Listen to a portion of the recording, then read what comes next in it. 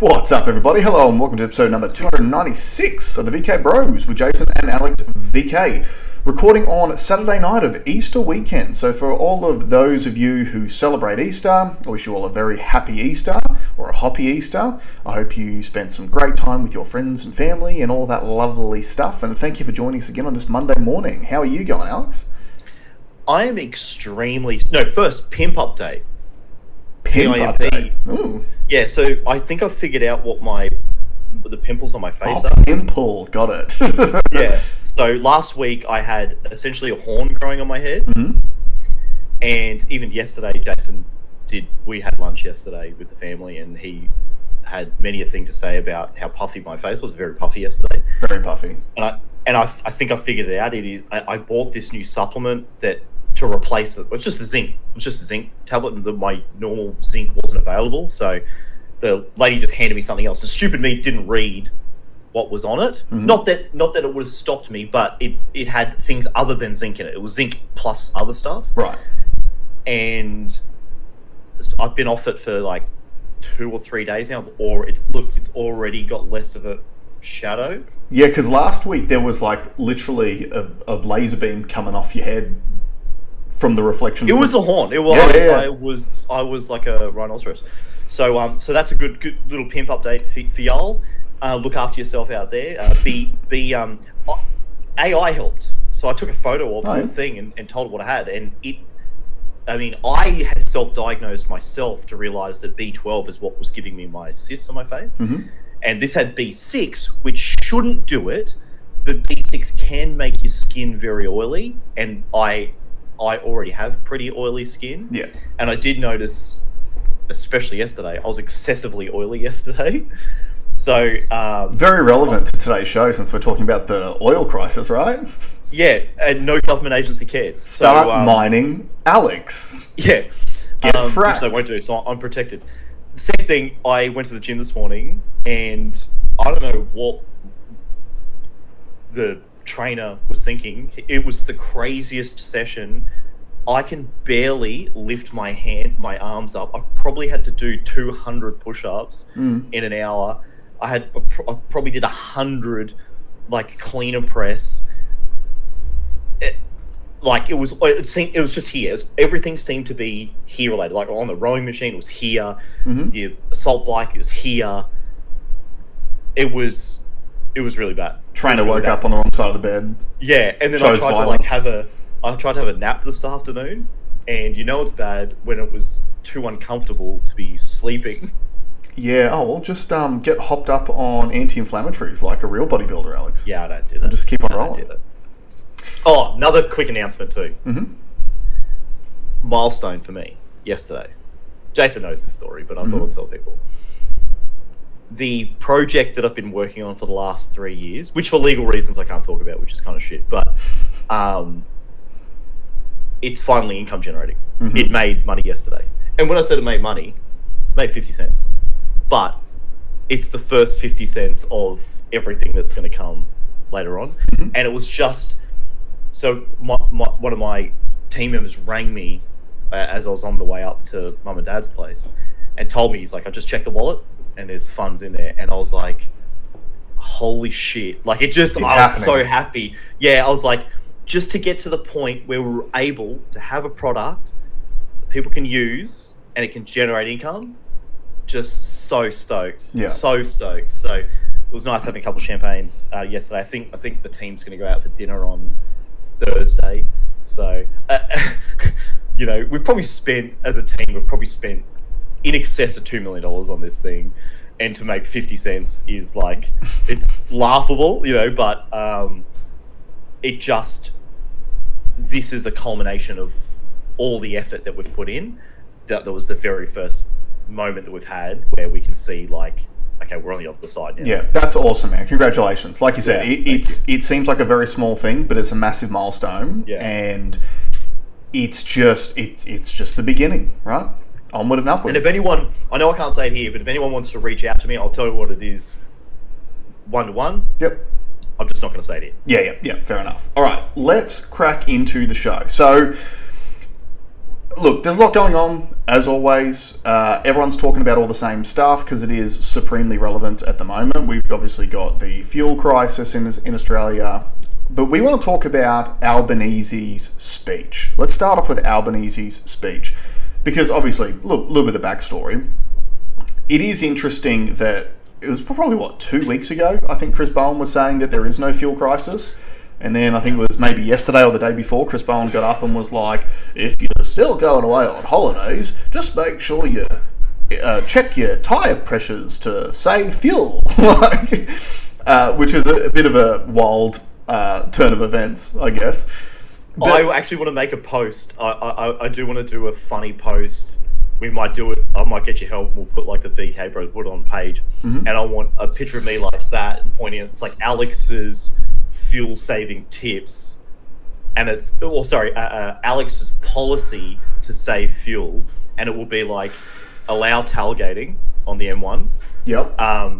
Also known as is that hypermiling? Hypermiling. Yep. Yeah, hypermiling. Ban braking down hills because you can't waste that energy. Right? Yep. So if you see brake lights on a downhill, straight to jail. Like clutch coasting. I could probably think of like 5 things, just real dumb stuff that I'd like. All speed cameras should be banned until the fuel crisis is resolved. Well, they weren't when I was driving yesterday because I did think, they're just sitting there with their engine running the whole time. But not even that. It's all of the wasted inertia when everyone has to slow down all the time because they're freaking out about the speed cameras. Which, on the highway, there was only 2 blockages on the M1 because there's less people on the road now just because the price is so high, so people are choosing different methods of transport or not transporting themselves at all. 2 concertina effects, both were speed cameras that slowed the 110k highway down to like 60 kilometers an hour for no reason. Yeah, got to get that revenue in though, right? Especially since they cut the fuel excise by 26 cents for us. Got to get that money coming in from somewhere else. It'd be double demerits this weekend too, right?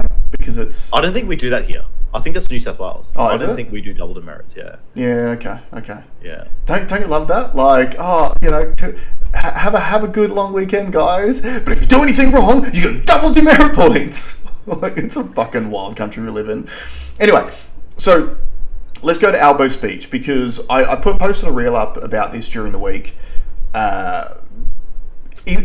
It's very, very. Well, let's play it. Let's just play it. Let's. Well, actually, no. I don't want to start. And look at the freeze on. This says it all. Yeah, I don't want to start by playing the speech. I want to start by talking about what happened before the speech because it is supremely relevant. So, from about maybe just before lunchtime, 10 or 11 o'clock, I started seeing posts all over social media about Albo's addressing the nation at 7 p.m. And you just have to think, when was the last time we had a national leader call a press conference to address the entire nation all at the same time? I can't remember one ever. It was COVID. It hasn't happened since COVID. They did this stuff. They haven't done it since. Oh, they're doing daily ones, but they weren't doing... Like, this one felt like far more pomp and circumstance than any of the COVID ones. I remember a few of these, especially when it was stuff about, like, securing the vaccine supply and all that sort of stuff. Right. But the thing is, so that started building massive amounts of anxiety in the community because quite rightfully, everyone was very, very concerned because obviously you're coming into the school holiday period. Now, again, think back to COVID. We covered this a lot. They put a lot of the restrictions down going into school holiday periods to get the most impact from the people. Do you remember? So a lot of lockdowns and stuff happened just before school holidays kicked off. Mandates in certain workplaces came in during the summer school holidays. So a lot of people getting very anxious, and quite rightfully, COVID 2.0 started trending on Twitter when those posts started going around. And then, so that just built throughout the day. A whole lot of... what about Jim Chalmers? Jim Chalmers was questioned on a morning show in that week and said, we don't want to do COVID style measures. Measures, which was so this interesting. This is interesting because when you then contrast it against the speech that we're about to listen to, the speech it felt like a bit of a nothing burger.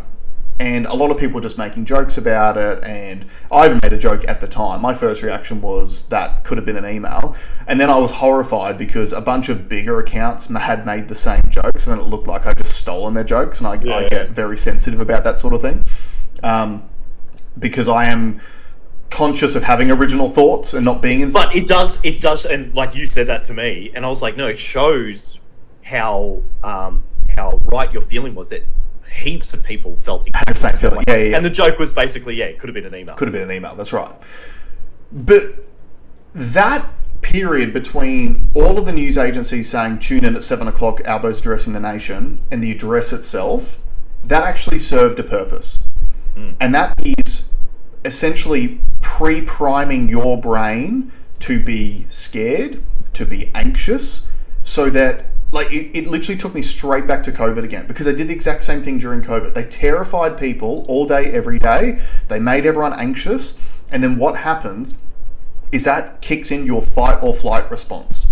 And for a lot of people who have the flight response, all they want is for someone to tell them what to do to keep them safe. And so, you had the announcements, about an 8-hour waiting period until the address, and then the speech came up. So do you want to bring the speech up and play it, or have you got a comment you want to make? I was in the gym, and they were talking, some of the people talking about it, and they were a little bit tense too. And I was even more tense. I said, I know what the speech is going to be. It's going to be about fuel rationing and restricting vehicle movements, and so and then they were like, I don't think it's going to be that bad. Anyway, I was wrong for now. All right, so let's listen to the speech. Country. My fellow Australians, by nature, we're an optimistic country, but I understand that right now it's hard to be positive. The war in the Middle East has caused the biggest spike in petrol and diesel prices in history. Pause it. Australia is not an active part. So I want us to analyse this as we go, okay? Because the fact was, this was pre-recorded, and it was pre-recorded for a reason. The speech is written in a way to elicit a certain response from the viewer.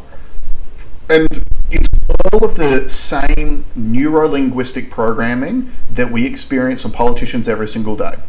For a start, even just the address, my fellow Australians, right? We're all in this together. I'm one of you.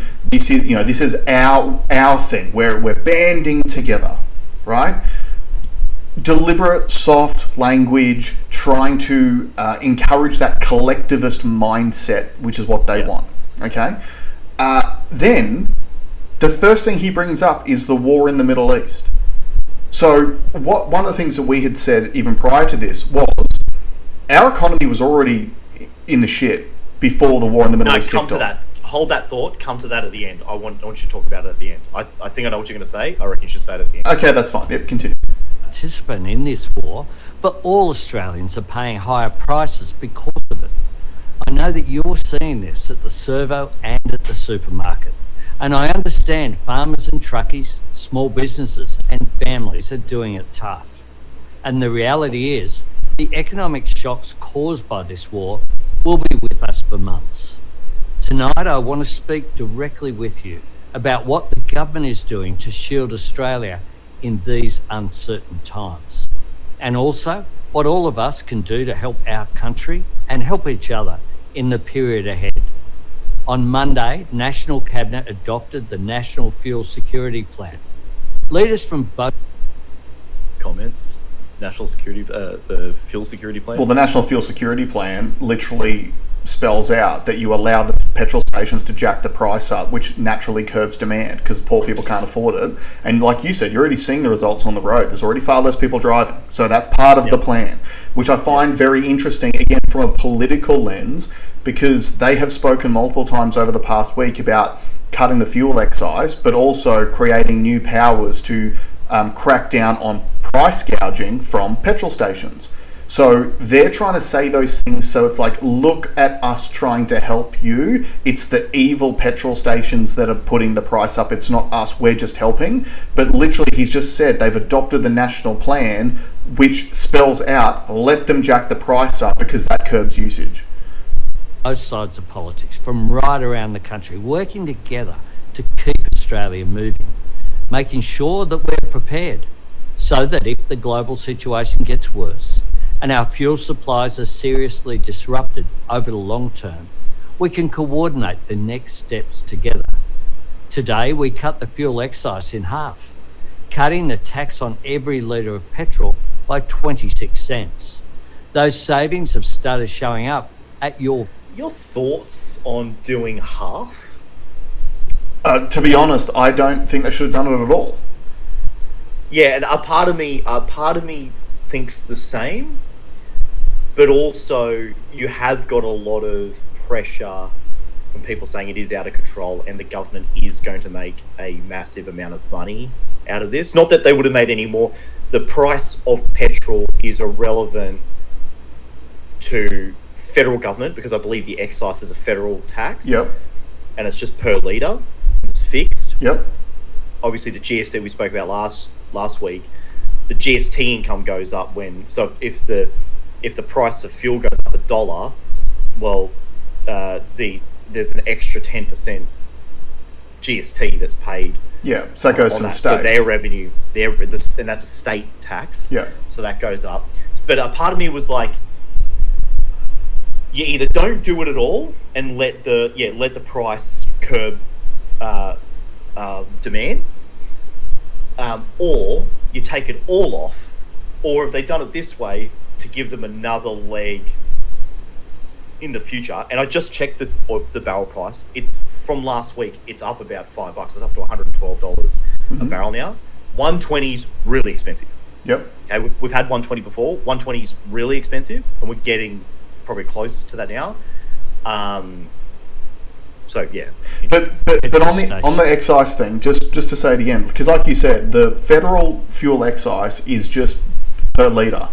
So the reality is, the prices being as high as it is and being in a fuel shortage, there'll be less litres of fuel that will be sold. Therefore, the intake from the excise is already going to be lower, right?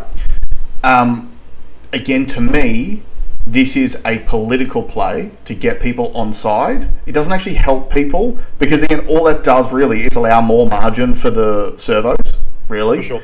Because the prices are already so inflated already. Yes. The prices are way above what the barrel price. Exactly. Yep. Because obviously service stations are pricing in future higher barrel prices early because they do that every single time. Yep. So, yeah, I believe that this is essentially trying to buy votes again, which is what they always do. I also know what the Labor government is like, and one of the things that they are doing, not just through this speech, but everything they're talking about at the moment, they are foreshadowing the fact that these effects are going to be with us for a long, long time, which means we're going to end up paying for it in other ways anyway. So that any revenue they forego by cutting the excise, they're going to get back to you, from you at some other point. I just want to make another quick... I disagree. I actually think it's going to go the other way, which is worse. I think they'll do cash payments again. I think they'll stimulate the market again. Yeah, which means we'll all end up paying for it in inflation and bracket creep. Yeah, so either way, we're going to get wrecked. Can I just make the other comment too on what he's wearing for audio listeners? Neutral tie. So you usually wear blue when you want good things.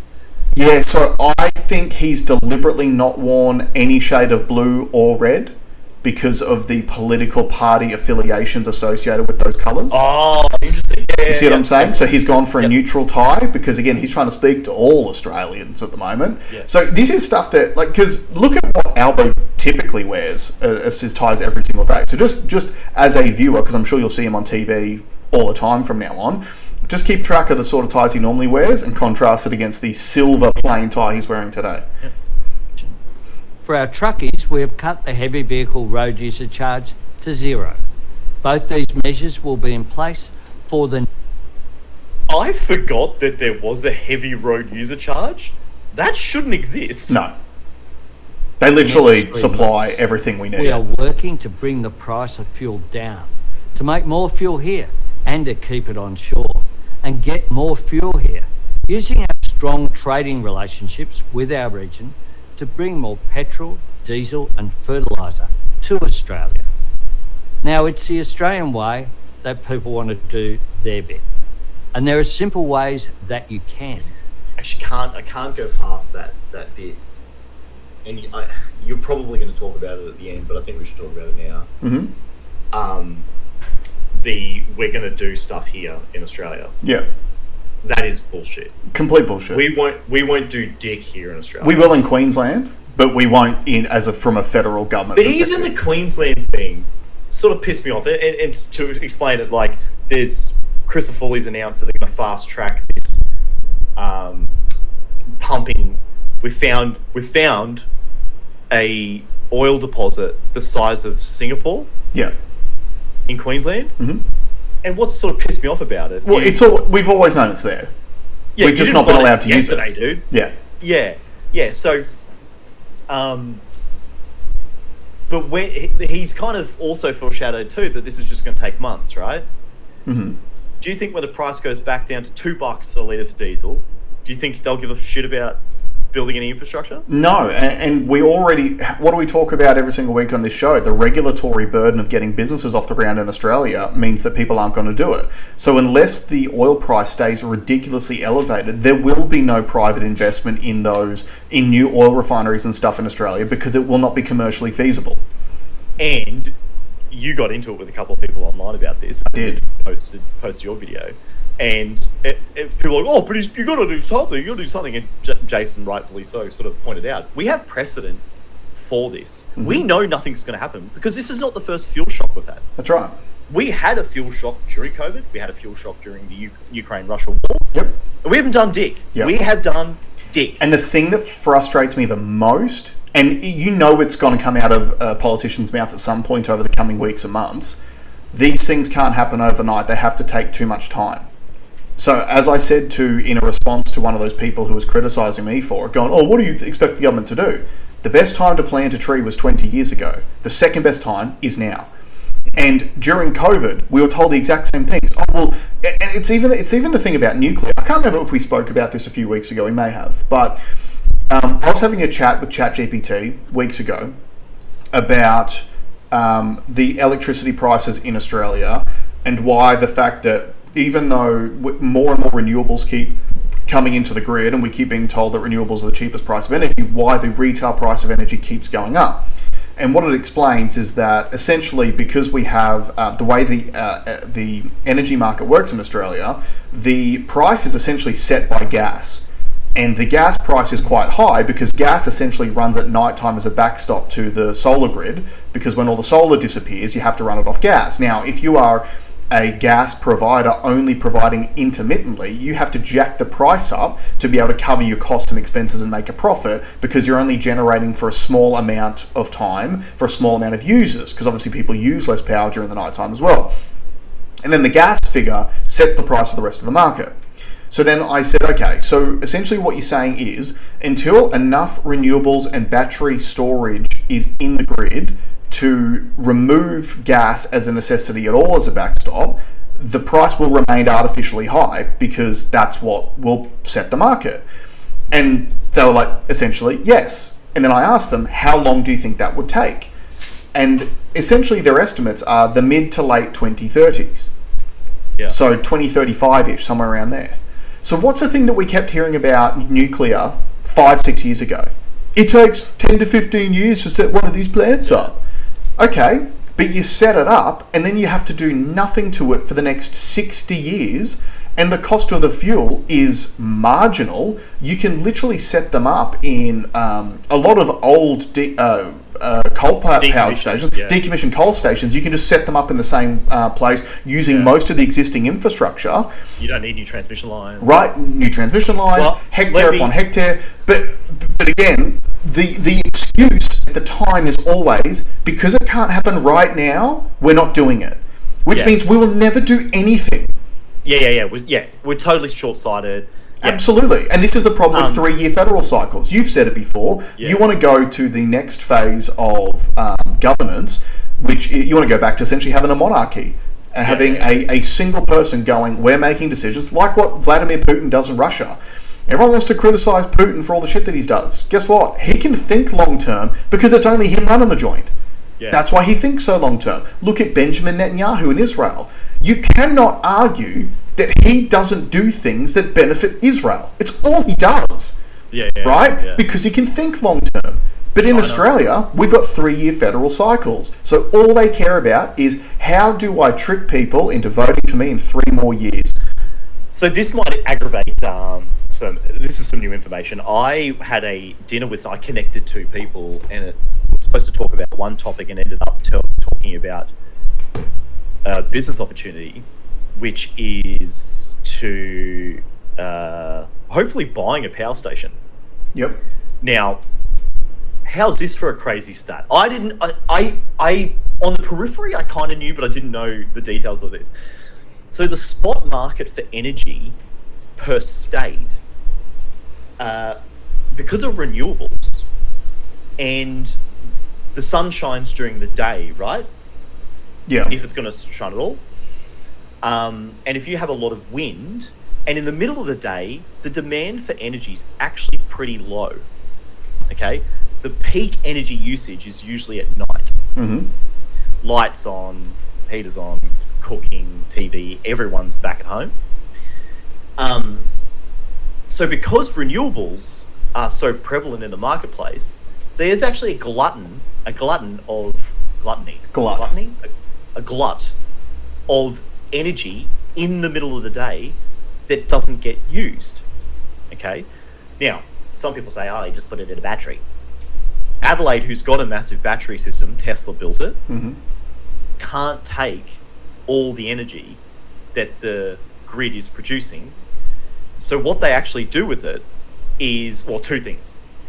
One, they flare it off. They actually pump the energy through these copper coils that just heat up red hot, and it essentially flares off that excess energy. It's like burning it off, yeah. Yeah. The other thing they've done, and this is what we're looking at, is they will pay you to take it if you can use it.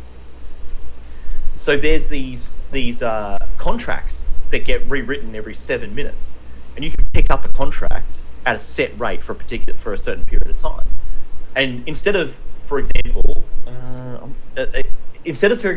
paying $5 for a megawatt, you could get paid $50 to take it. Yeah. And what we want to do is grab it and connect it to Bitcoin miners. Mm-hmm. We want to mine Bitcoin. Essentially, we want to get paid by essentially governments or power companies to mine Bitcoin. Yep. And this idea has already been done for AI data centers in Tasmania, because Tasmania has a lot of renewable. South Australia's got a lot of renewables. New South Wales got a lot of renewables.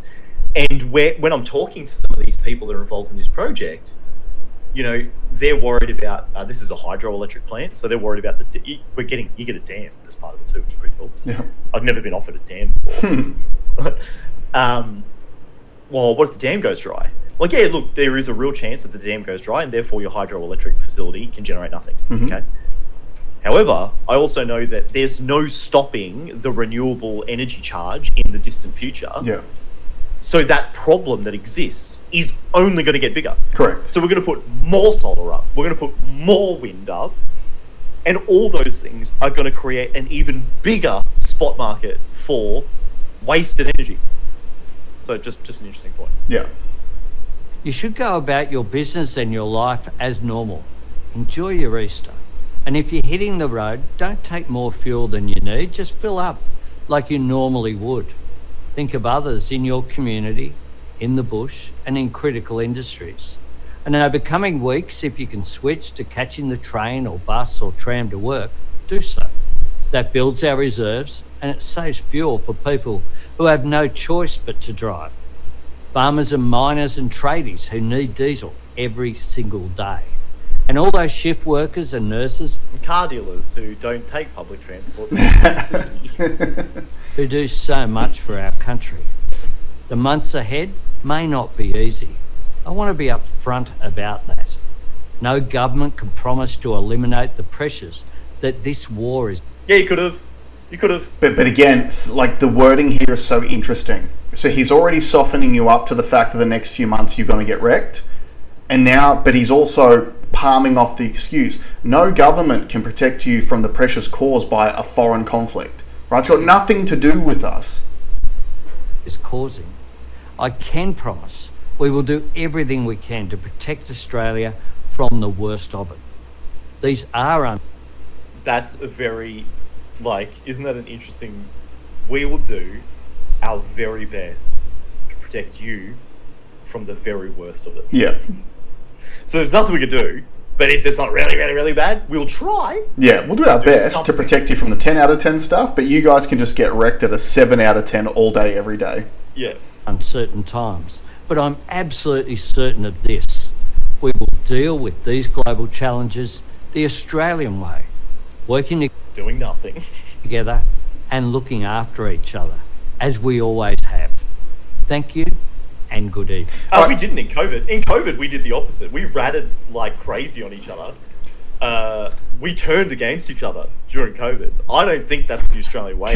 Can I just say, though, don't you find it interesting that a leftist politician who essentially, what is the Australian way anymore? Yeah. How many times have we been lectured over the last couple of, even just months, even with the South Australian election, right? What did Albo say a few weeks ago about One Nation? Oh, some people want an Australia from back at the 1950s, and we're not going back to that. What is the Australian way? So don't you find it interesting? So to me, the Australian way now is like India, fucking burning wood for in your house for warmth and that sort of shit, right? What is the Australian way? But don't you find it interesting how he gets to pick and choose when he wants to call us all Australians again? We're all... How many Australians have been criticised for years for going for these marches for Australia, flying the Australian flag, saying, hey, we don't want things like mass immigration. Calling them racist. Yeah, he's called us all racist for advocating for ourselves. Now, again, this is the point that has to be made. The people who are rallying against mass immigration a year ago were right. Australia would have less of a fuel shortage today if we didn't bring in another 300,000 people over the last 12 months. So he wants to talk to you about rationing how much fuel you use, but he will not agree to ration the amount of people he brings in every month. Well, he's going to have to double down because productivity is going to take another hit. Because they're talking about people working from home or whatever, and we know that has a negative effect on productivity. Trucks, I know trucks that just are going to pack up shop. They can't afford to do the same jobs that they're doing before, because they've just taken a 30% price hike. And there's not many businesses that have a 30% margin. No. So it's very hard for businesses to take a hit like that. I know the car business we're down 30%. For now, and it seems to be getting worse. So that'll be something to really keep an eye on. But because their only lever that they can pull for productivity is more people, more immigration, which Jim Chalmers literally said at a business roundtable about 2 weeks ago. Can I also? I need to make a point on this too, because this is something I've already noticed, even anecdotally, people in my circle. If you're one of the people who has the type of job where you were able to work from home during COVID, can you please stop licking your lips at the idea that might be forced upon you again, just because it works for you?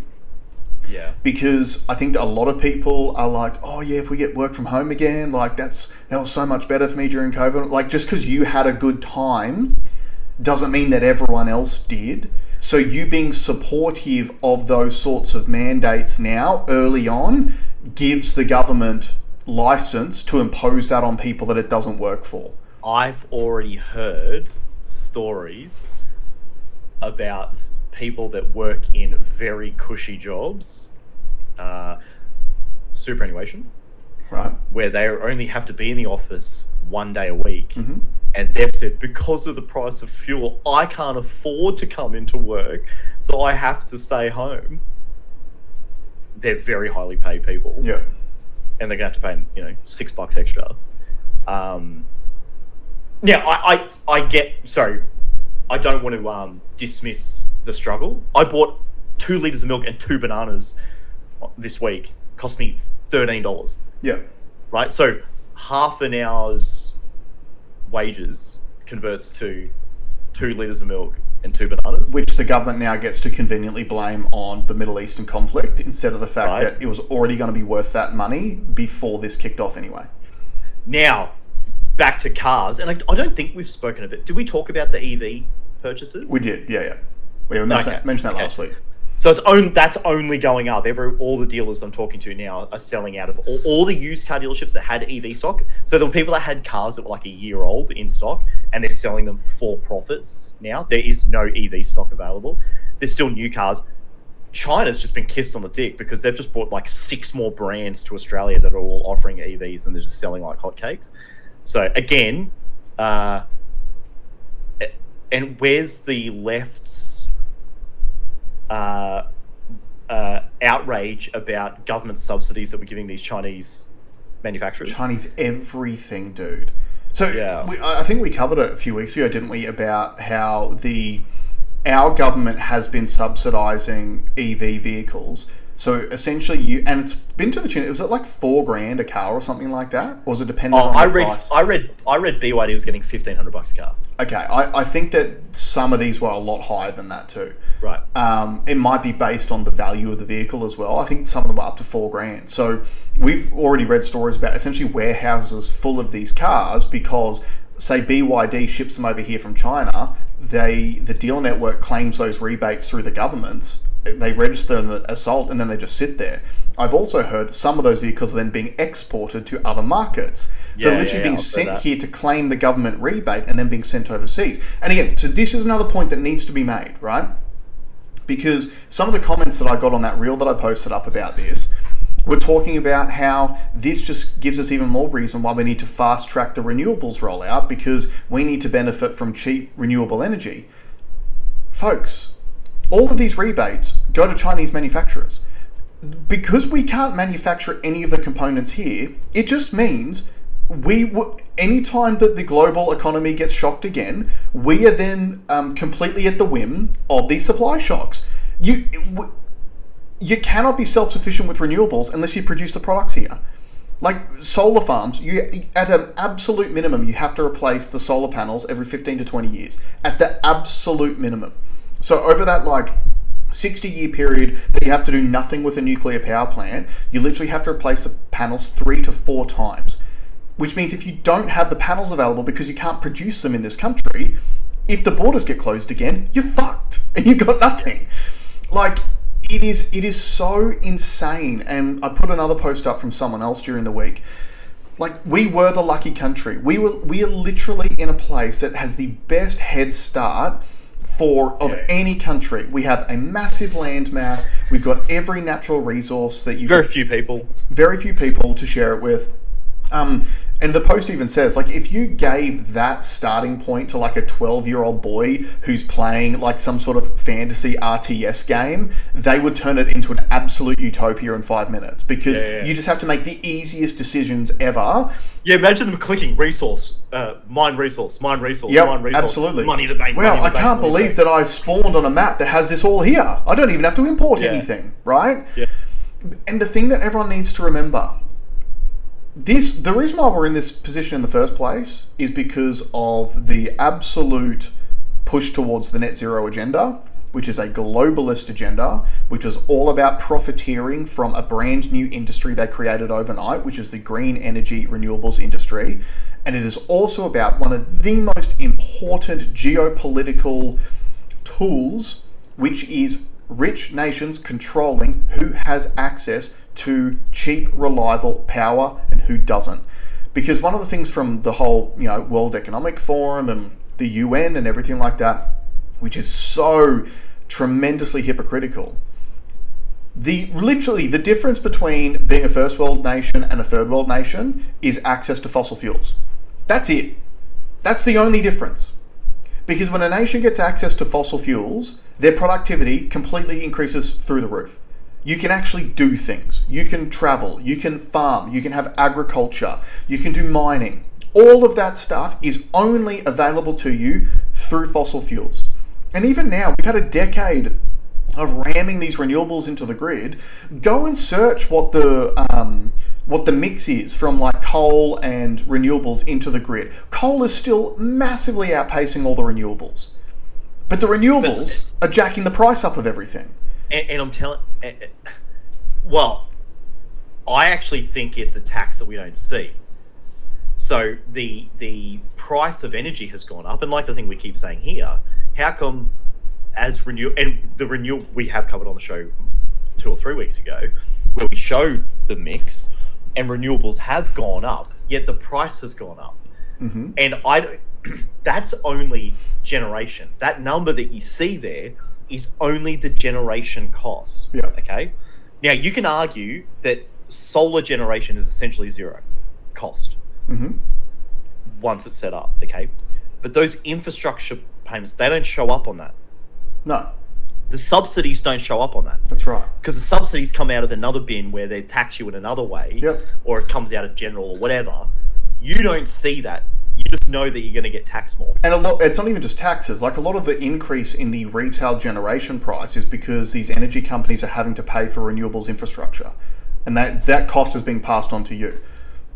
That's why you're paying higher prices. So, again, like, getting back to the Albo thing, I think that speech was really, really interesting, because especially when you look at it the entire day as a neuro-linguistic programming tool.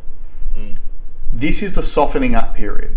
And we spoke about this a little while ago, but everyone, you have to, like, this is going to be COVID 2.0. It will be.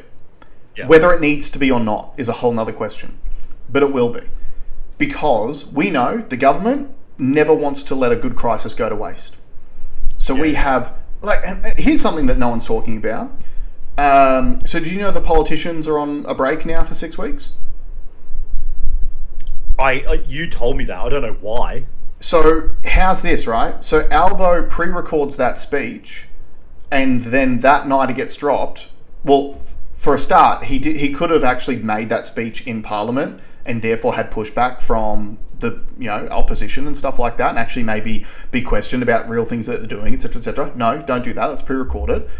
But he literally just drops that bombshell, and then they roll off. They've got 6 weeks off. They don't come back until May. He did say that they were going to do National Cabinet, which is exempt from Freedom of Information Acts, which came in during COVID. Yep. So, which he also said he was going to get rid of, which he hasn't. So again, the politicians are going and taking 6 weeks off. Do you know why this one? I feel this is even worse than COVID, though.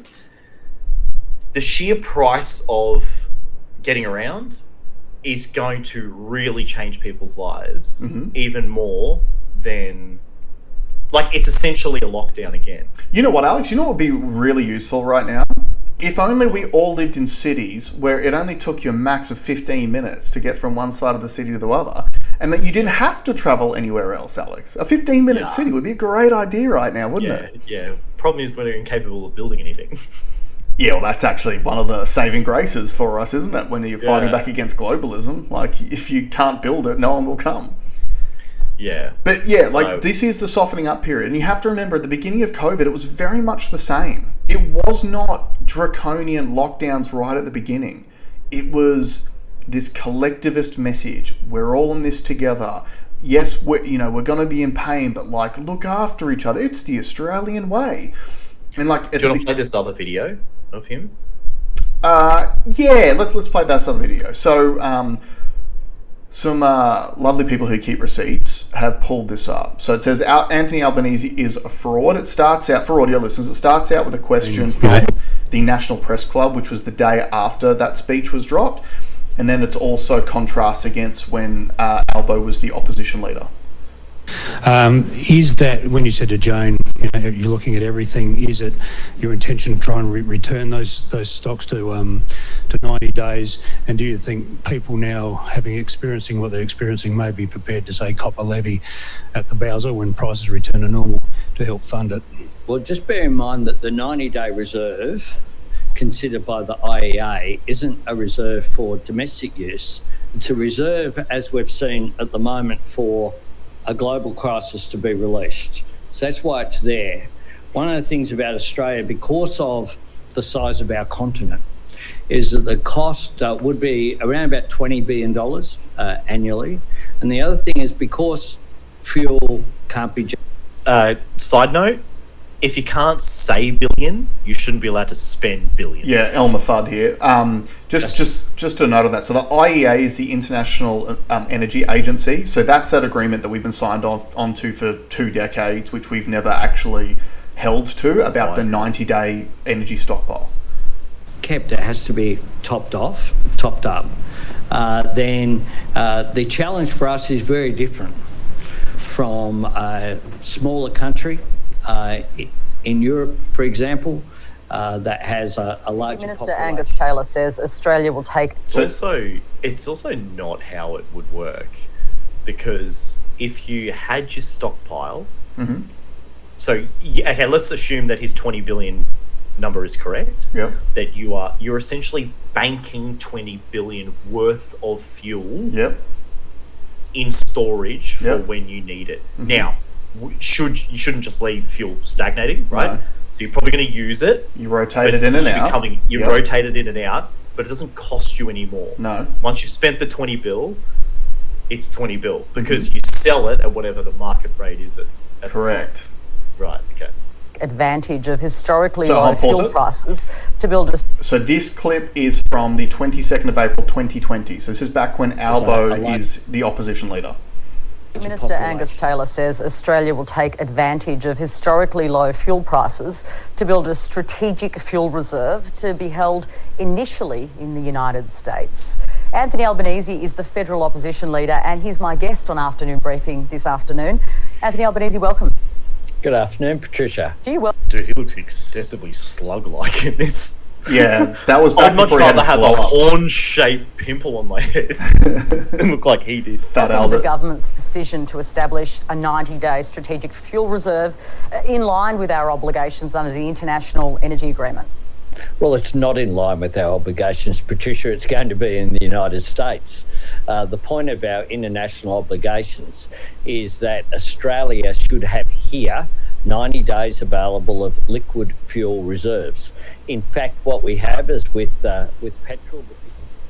So in other words, he's just lying again. So back when he was the opposition leader, he said that the fuel reserves should have been 90 days and should have been here in Australia. And now that he's the Prime Minister and he hasn't fixed the problem, he's saying, oh no, because we've got all these other challenges. It has to be over the US and it's for everybody in case there's a crisis. He's a retard. And he just lies to you. He just lies. And look, all politicians do. Say this. I don't want to hold him particularly accountable or anything like that. They're all fucking liars. All of them. Which is why I was so proud of the community, because this is the other point I made in that reel I posted up. In that time between all the news agencies saying that he was going to be addressing the nation at 7 p.m. and the speech coming out, a whole bunch of people came out, and that's why COVID 2.0 was trending, because a whole bunch of content creators were saying, this is the beginning of COVID-like lockdowns and rationing, etc. We will not comply. Do not allow them to lock you down in your home. Do not go along with this. The bullshit stops when enough people say no. And I have a theory on this. I think one of the reasons why all these news agencies put out this big thing like tune in at 7 o'clock was because the video that we just played was the second video that was recorded. Yeah. I believe they recorded a very different video at the beginning. And then, because again, you sound crazy when you say this stuff, and I even know when I was saying it on that reel, I'm like, some people are going to think that I'm insane for saying this stuff. But I guarantee this is how the government operates. You literally put the feelers out and assess the community response. Because the key point that I made in that video that I need everyone to remember and everyone to understand about COVID policy was not dictated by the science or the health advice. It was dictated by opinion polls and focus groups and what the government thought they could get away with. And that is evident in the fact that, A, the vast majority of the health advice has never been released to the public since that event. And B, the small amount of times that it was released, it was in direct contradiction to the actions that they took. There were two examples of that I can remember straight off the top of my head. The first one was the chief medical officer in Western Australia advising the government that closing the borders was literally just delaying the inevitable. You were not going to be able to vaccinate your population out of this problem. It was going to cause massive economic pain, It's unconstitutional. Like, part of the Australian Constitution is you were supposed to have free movement between the different states, so it's unconstitutional anyway. And he advised, you're literally just delaying the inevitable. He advises against doing that. And then they came out and said, due to the health advice, they're closing the borders. And don't forget, WA was the hermit kingdom. They didn't reopen the borders until 85% of their population, or whatever the number was 3-dose vaccinated. So that was one time.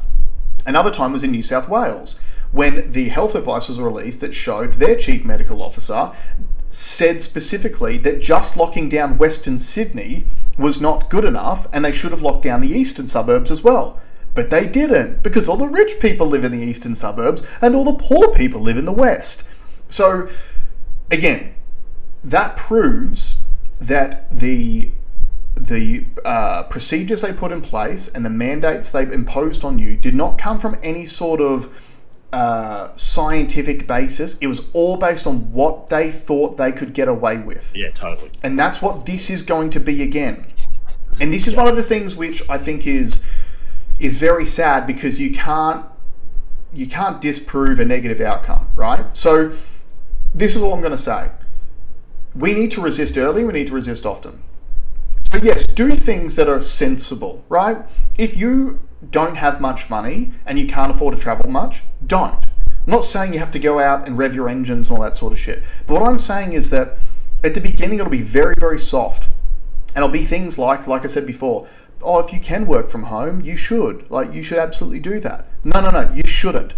Because as soon as enough people are seen to be working from home, the government then gets to come out and go, oh, the 20% of you that maybe can, maybe can't, well, everyone else is working from home, so now you have to do it too. And they'll do exactly like what they did, like I said in that reel. Over the last week, we've already, and I say we, the government has already decided for you who are the good guys and who are the bad guys. And the good guys are the people who are going to voluntarily restrict their own fuel usage. And the bad guys are the people who are out there filling jerry cans and taking more than their fair share, because it's not the Australian way. That's the way they have framed this. That's the new pro-vax and anti-vaxxer groups for you, right? Because that has two effects. Effect number one is the majority of people will immediately jump into the good guy group because they want to be seen as a good guy. These were the people who were championing the vaccine and ratting out their friends because they had a barbecue with 11 people at it instead of 10, right? Yeah. Which we saw that. These are the same people who... One of our friends got ratted out. Yeah, but these are the exact same people, and I need you guys to hear this. These are the people who would have pushed the Jews into the ovens back in the early 1900s, right? These are the people who are ratting out their own countrymen to look like they were a good person to the government. And then what happened after the fact? What did all these people say? I was just following orders. So you need to resist early. You need to resist often. Also, if you start working from home, you'll get hit with what Victoria's trying to do, and they'll start taxing your house. So they'll call your house a business, a commercial arrangement. Yeah, fortunately up in Queensland that won't happen, but that's a real thing in Victoria that you will get slugged with. If you do, I think it's a very small percentage, like 40% of your business activities from home. They will essentially treat your home as a business, and they will charge business land tax on your home. And technically, if you sell your house, you have to pay GST on the commercial part of it. Yeah. So that stuff's coming. But the thing is, if we all resist and don't comply early on, these measures won't come in. They'll have to find other ways to solve the problem. But the problem is, then after the fact, all of the good guy people and the blue pillars will say, oh, so you conspiracy theorists, you were all up in arms and you said that all this stuff was going to happen. None of it happened, man. What are you worried about? Well, no, that's the best case scenario. It didn't happen because we stopped it from happening. And the same thing, I say this all the time, vaccine mandates would still exist if people didn't say no. 100%. They absolutely would.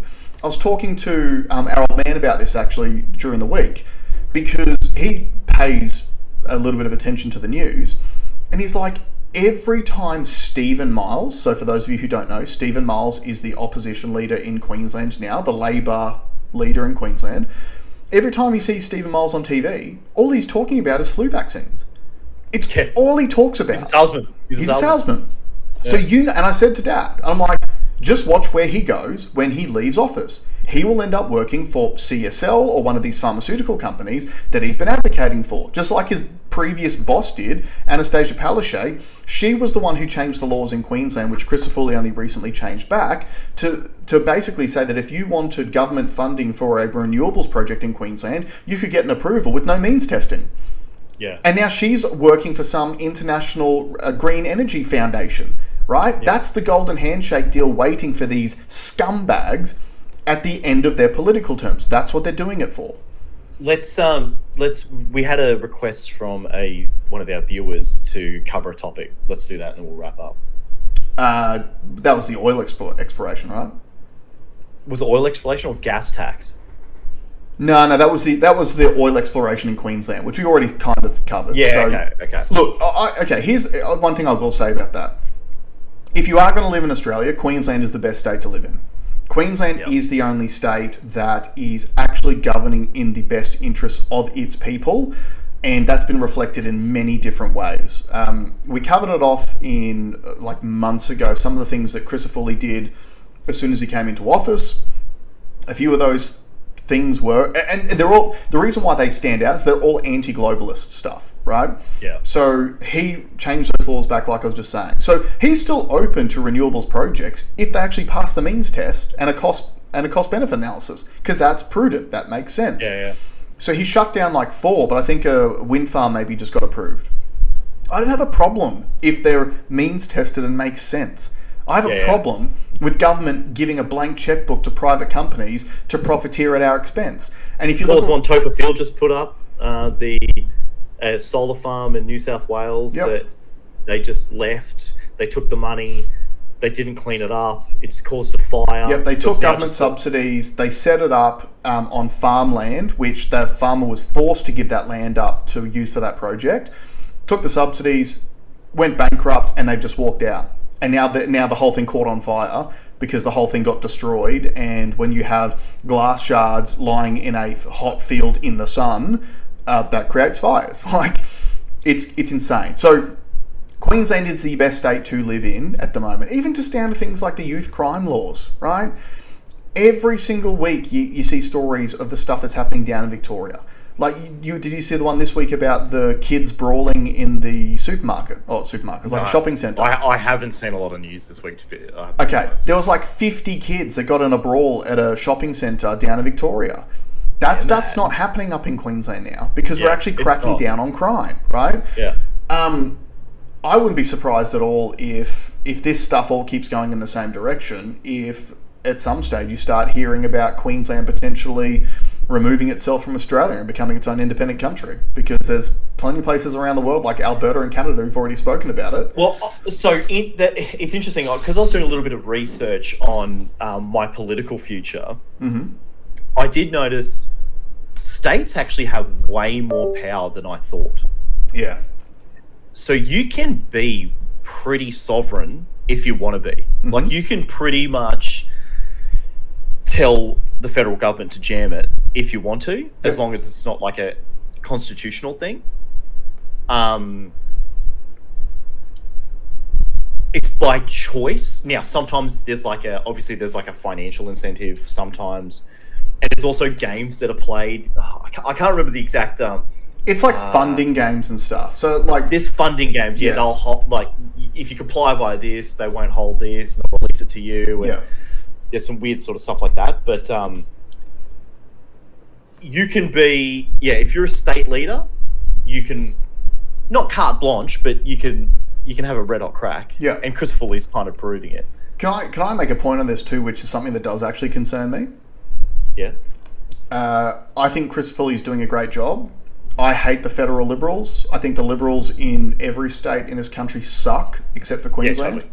Yep. I think the rise of One Nation is a really good thing for the country, because at the very least it shows that enough people are hitting rock bottom enough to have enough to actually vote differently. Yep. It does concern me that in Queensland people will be so, because Queensland's basically the most conservative state in the country, At the moment, yeah. Yep, and One Nation have essentially positioned themselves as the most conservative political party in the country. It does concern me if we go to the next state election, if people are so zealously trying to get One Nation elected up here that they preference Labor above the Libs, so that if One Nation doesn't get it, that their vote doesn't go to the Liberals. And you could essentially hand Labor back the government, because you know any left-wing voter is voting Labor and Greens, and all of their votes are going to end up with Labor. All of them. Yeah. But you may fracture the Conservative side. So I just need to issue that as a warning. I support One Nation, but in the next Queensland state election, I'll be voting for Christopher Foley in the LNP. Yeah. Okay. Because he's doing the right job. Yep. Is there anything else that you wanted to cover on? No. Nah, let's leave it there. Look, happy Easter, everyone. Obviously, it is for those of you. Actually, shout out to all my parents out there. Good luck for school holidays. You've got the Rugrats home for the next 2 weeks, so try not to go completely mental during that period of time, especially if you're stuck in the house all the time, not out driving places. But I do need all of you to, you know, I want to throw something out there for some audience participation. Can all of you who listen to this show, please follow us on Instagram. Instagram is basically the only social media platform I bother with anymore, because it's the only one that we seem to get any traction on at all.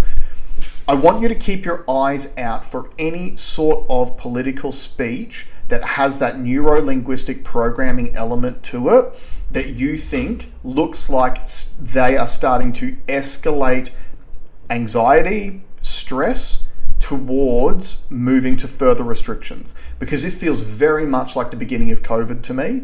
COVID did not start quickly, but it ramped up quickly once they got enough fear and anxiety in the community. And the thing that you guys need to understand is all of us financially are worse off today than we were pre-COVID. Way worse. Which means they can ramp up the pressure and the stress way faster than they could. Because not only are you already financially worse off, but you've already been pre-primed mentally because of the COVID shit.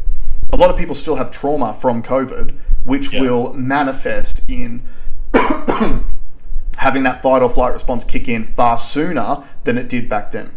So can all of you, if you are listening, if you're paying attention to the news or whatever, and you see stuff on social media that you think is more of this messaging, please send it to me on Instagram, because I'd love to get your engagement and what your thoughts are on that stuff. Well said. All right, on that note, thanks so much for joining us, guys. We'll see you all next week. See ya.